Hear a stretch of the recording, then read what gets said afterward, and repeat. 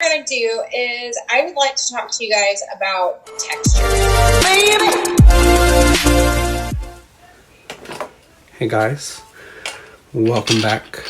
Hey all you cool cats and kittens. Quarantine day number 500,034. This is probably just gonna be some behind the scenes footage. Gonna prep our model for our The Tea on Chemical Texture video.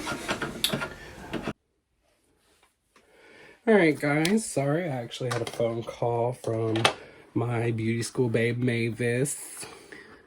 I know I dropped her IG a couple videos ago, but I'll make sure I drop it again. I'm just prepping the model, making sure we're good to go.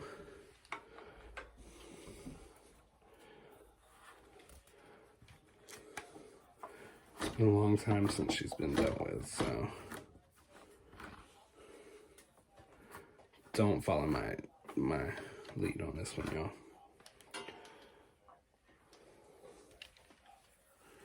I'm really just kind of recording this as like a blooper.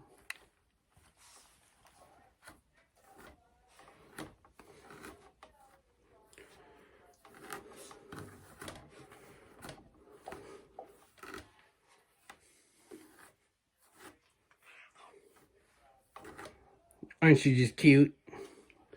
Well, the dog is here, y'all. He's joining the party today.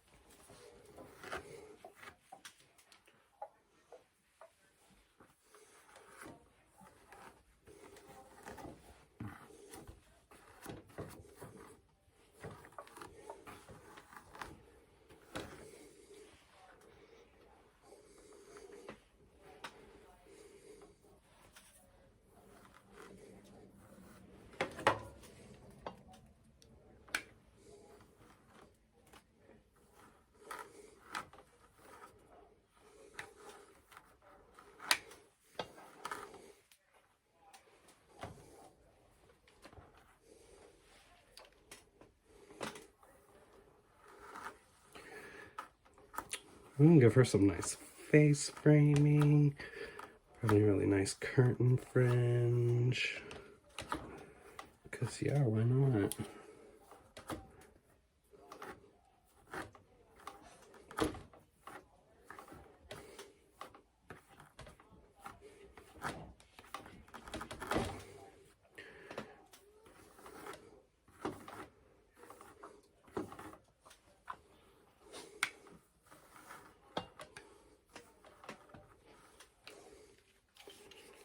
Cool.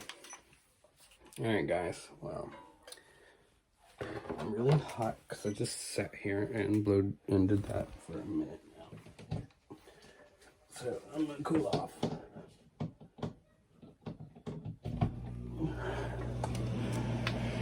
It's hot. Hey guys, welcome back to my channel. Totally just recorded the first half of this video. I don't know what happened to it, but it just stopped and disappeared. So we're gonna start back over. Today's video is called What's the Tea on Texture? We're gonna talk about chemical texture today. There's four different kinds of chemical texture, but we're only gonna focus on perms and relaxers because those are the two most important ones and biggest categories on the state board exam. So a permanent wave curls hair. It's a two-step process which hair undergoes physical and a chemical change. Relaxers straighten hair and relax hair. Big difference. Start using those terms now. I know a lot in the African American hair community and industry, or that, not really the African American hair industry, but that portion of our industry, because we're all in this together. A lot of times they call a perm they're referring to a relaxer, but that's just not the case. It's, you know, this is a relaxer straightens hair and a perm curls hair. It is what it is. So we're going to get into the chemistry of permanent waving. Alkaline perm solution softens and swells the cuticle, allowing the perm solution to penetrate the cortex. Reduction reaction. Once in the cortex, the waving solution breaks the disulfide bond by reduction. So, a reduction reaction is caused by the addition of hydrogen or removal of oxygen. In perms, it is due to the addition of hydrogen. So what that means is, in my last video, we talked about what is hair. I'm sure most of you have seen my diagram of what hair is. I did a cross-section diagram, showed the cuticle, the cortex, and the medulla. Pay $5 if you know what the medulla is for. Just kidding, I don't have any money right now. What happens is the alkalinity of the perm solution, let's say this is the cuticle, the alkalinity of the perm solution lifts that cuticle up, and it allows the perm solution to insert hydrogen into that cuticle, which then breaks the disulfide bonds, which we know are the strongest bonds in the hair. If you have not seen my video of what is hair and is it really just hair, I recommend you watch it, check it out. It's pretty great. It's by me. Ha, just kidding. Anyway, so the alkalinity of the perm allows the solution to insert hydrogen and break those disulfide bonds. The perm solution enters the hair, breaking the disulfide bonds, causing the first chemical change. So, all perms have a reducing agent. Thioglycolic acid. Since acid is not alkaline, ammonia added to thio creates ammonium thioglycolic acid, or ammonium thioglycolate. Whatever that girl said on Legally Blonde. Strength of the solution is dependent on hair texture. More porous hair requires less alkaline solution. So we're going to get into the types of perm solutions in just a moment, but I'm going to connect that back to our texture portion of the last video. So she obviously has coarser hair. You could take up a small strand of hair like this, start rolling it around. If you can feel it right away, she has coarse hair. If you can feel it after a few seconds of doing it, she has medium hair. And if you can't feel it at all, she has fine hair. Someone with coarser hair is going to have a cuticle that is very compact and sealed down. So you're going to need something with a higher alkalinity to lift that cuticle up to allow the perm solution to insert itself into the hair and start breaking those disulfide bonds. So the types of perms are alkaline waves, have a pH between 9.0 to 9.6. Not used often. They're exothermic. There's just a really high alkalinity. True acid waves have a pH of 4.5 to 7. So anything, we know 7 is neutral on the scale, but hair has a natural pH of 4.5 to 5.5, making it acidic. So anything higher than a 5.5 is going to be more alkaline than the hair itself. So it still gives the capability of alkalinity to lift that cuticle up. Acid balance waves have a pH between 7.8 and 8.2. They're also exothermic. Those are the kind of perm solutions that you're going to use on somebody with very, very coarse hair. Exothermic waves do not require external heat. Endothermic waves require outside heat. So you're going to clarify your client first at the shampoo bowl after doing a consultation, finding out what kind of rod she likes to use. Ask her if she's had a perm before. Make sure it's been within the appropriate time frame. I like to shampoo my client down with a good clarifying shampoo and leave her at the bowl for just a moment while I go get my rods and papers. And then you're going to implement the physical change. So you would have your section of hair. This is kind of messy. This isn't how you would actually do it. Take it with a comb. Take your papers. I like to do double flat wrap. You have more control. Slide it over. Make sure all the ends are in. Then you would wrap it around the rod. I know this isn't a perm rod, but bear with me. Attaching it to the base. So that's the physical change that the hair is going through. See, boom, stuck right there. That's the physical change the hair is going through. Let's see if I can get that to stay. It's almost like when you do a roller set, because when you shampoo that hair, you actually break the hydrogen bonds. And then as it dries, it rebuilds them. So It helps keep that curl. So now you have a curl here.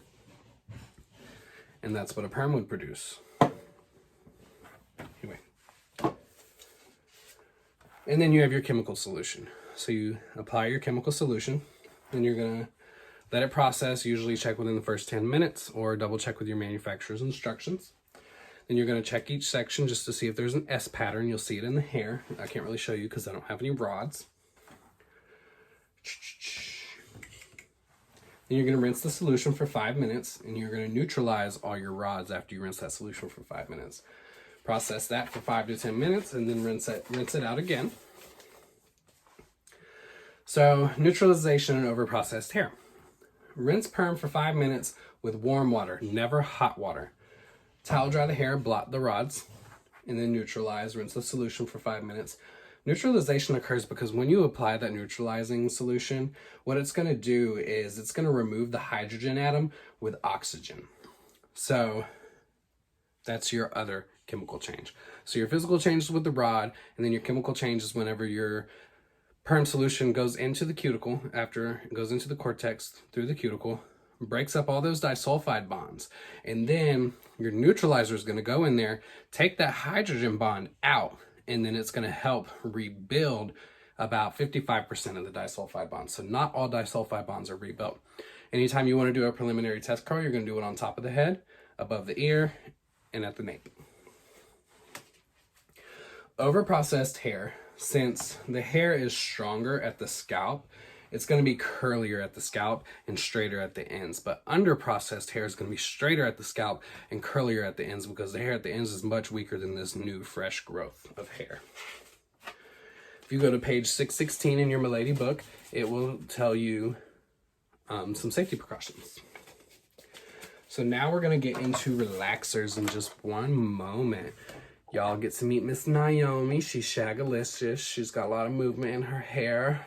She's beautiful. I love her. A lot of movement. I use Presley Poe's theory of relativity and my Hanzo shears, and oh, she's gorgeous. I love it. And then I took her fringe a little bit higher, so we had a little bit more roundedness there. Built off of what was already there. Made it soft. Had my little zigzag part. And then it's almost like a little, like the back in the 60s. It's gorgeous though. I love it because it still has a nice soft angle. It's beautiful. She's amazing. Anyway, I'm going to do a demonstration of a relaxer on her for you guys.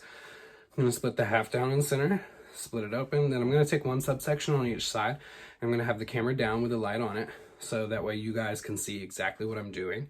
And then I'm also going to show you guys how to base for a relaxer. And I think that's probably going to be it for today. But in just a moment, we're going to get into the types of relaxers, how to use them, the do's and don'ts. That way you guys can learn a few things. All right, give me just a moment. All right, guys, so now we are on to relaxers. The types of relaxers. You have thyo relaxers. There are so many kinds of thyo relaxers. I could sit here and tell you about them all day, but I'm going to instruct you to read the different kinds, the names of the different kinds in your Milady chapter textbook. Thyo relaxers use the same ATG as perms, just with a higher pH. ATG breaks the bonds within the hair and softens and straightens the hair. Thyo relaxers are allowed or are followed by the neutralizer pH above 10. Hydroxide relaxers have a pH higher than 13, so that's really alkaline, caused by lanthionization. So what happens in lanthionization is you have your hair, you have your relaxer on it. That cuticle opens up, wide open, because of the pH level of it is so high that as soon as it gets there, it opens up. The relaxer is going to insert a sulfur atom into this hair, and that sulfur atom is going to connect to your disulfide bond and create a lanthionine bond, which leaves the hair to be permanently straight. And that is lanthionization. Low pH relaxers are intended for color-treated, damaged, fine hair. Always, always, always, always, always move fast with a relaxer. I'm going to show you guys how to do it. If you know how to do a color application, it's literally just like a color application, except for you only put it on the top. You don't put it on the bottom. And you have to be very fast, and you need to coat it. You don't want to see any hair through it. You just want to see thick, yellow, mayonnaise, buttery looking stuff. It looks gross and it smells gross, but it is what it is because people pay a lot of money to do it. Always shampoo 3 times afterwards to neutralize. And I am going to... Where's my comb? I'm going to find my comb. Oh, I left it on the dresser. Be right back.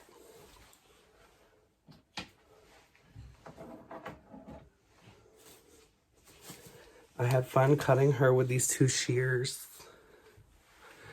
This is a HH, I think it's HH?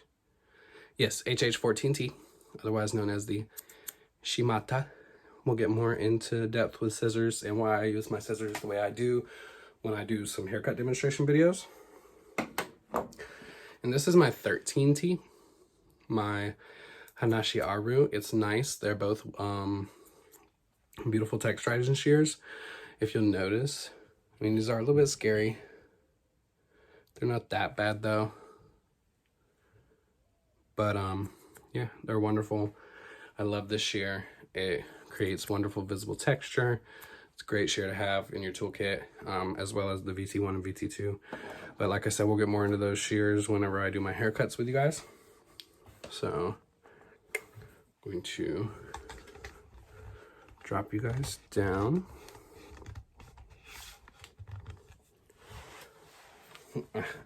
I had a glass of tea, but I drank it all before I started filming. I don't know why. Because I was going to be real funny and be like, oh, it's the tea on texture.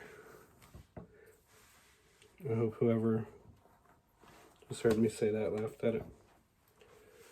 If you're not laughing, you can't be my friend. I'm a lot like Justin Dickman. Got some pretty good dad jokes, but I'm not even a dad. Yeah, Justin Dickman was the Hanzo rep in North Carolina that was responsible for making that video that y'all saw as a precursor to this video. Okay. I'm just gonna split it in half again.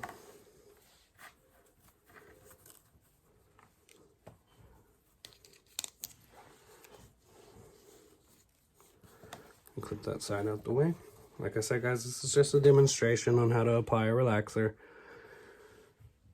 Normally, you're going to take a lot smaller sections, probably about that. I like to be able to see a little bit through it. If you can see through it, you know it's pretty thin. So normally, before I even would start a relaxer, I would take a bottle like this, and then I would go down each section and apply the relaxer base.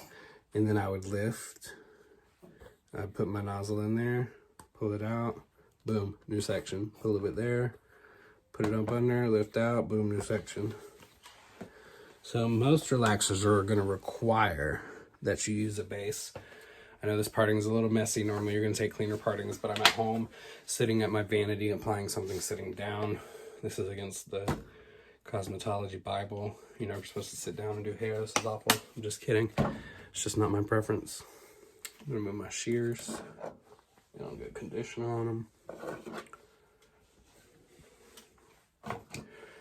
Didn't want to waste my conditioner. I mean, it's crap stuff anyway, but we're just gonna use conditioner today. So I'm gonna ask her to tilt her head down. That way I can see better.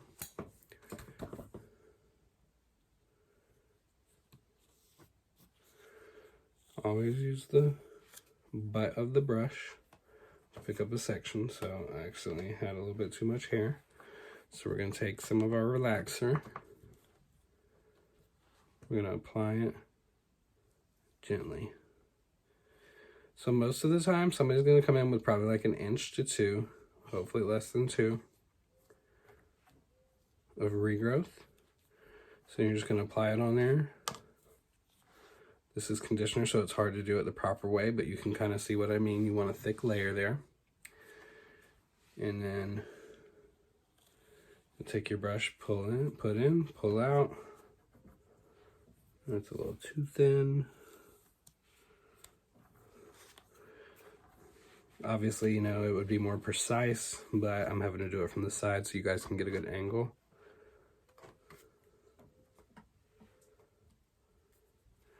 And take your relaxer, hold that down, apply it to the next, just the top though. Most of the time with the color, you're gonna come in like that, but with relaxer, you're just gonna come in on the top, drop it, next section, keep going. Now if somebody, and actually 9 times out of 10, you're gonna leave this bottom section for last. You're gonna start in here because this is where the hair is most resistant, but most of the time you're gonna leave this bottom section for last. So I had this side clipped up. I'm gonna go ahead and pull out a section. Technically gonna leave the bottom for last.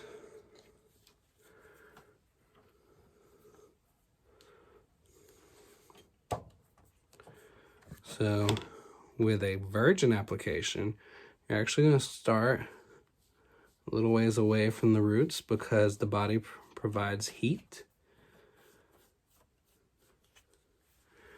Then you're going to pull your next section down.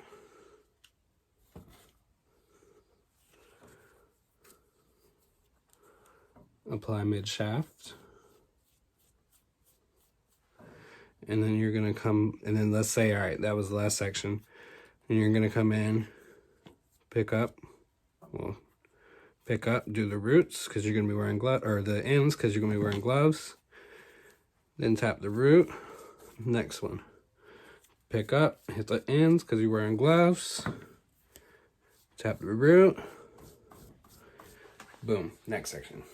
And then what you would actually do during this kind of service is, I want to say, I don't remember exactly how long into the service you're supposed to do it, but I want to say it's towards the end, probably like 5 minutes till you're supposed to be done.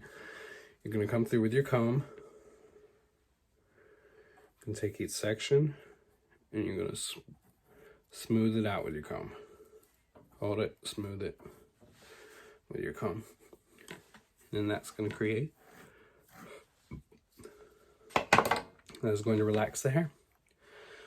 So